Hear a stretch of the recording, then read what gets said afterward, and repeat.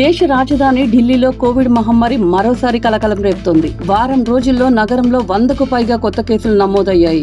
2020 నుంచి ప్రపంచ వ్యాప్తంగా లక్షలాది మంది ప్రాణాలను బలిగొన్న ఈ వైరస్ మళ్లీ పుంజుకోవడం ఆందోళన కలిగిస్తోంది.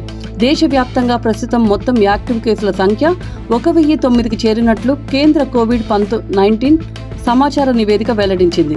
ఒక్క ఢిల్లీలోనే 104 యాక్టివ్ కేసులు ఉండగా వీటిలో 99 కేసులు గత వారం రోజుల్లోనే నమోదవడం గమనార్హం. రాష్ట్రాల వారీగా కేరళలో 430 మంది, మహారాష్ట్రలో 209 మంది, ఢిల్లీలో 104 మంది కోవిడ్ బాధితులు ఉన్నట్లు కేంద్ర ప్రభుత్వం వెల్లడించింది.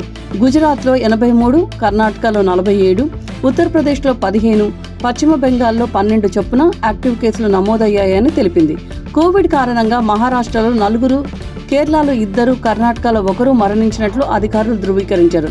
అయితే అండమాన్ నికోబార్, అరుణాచల్ ప్రదేశ్, అస్సాం, బీహార్, హిమాచల్ ప్రదేశ్, జమ్మూ కాశ్మీర్ వంటి రాష్ట్రాలు మరియు కేంద్రపాలిత ప్రాంతాల్లో ప్రస్తుతం ఒక్క యాక్టివ్ కేసు కూడా నమోదు కాలేదని కేంద్ర ఆరోగ్య శాఖ వర్గాలు తెలిపాయి.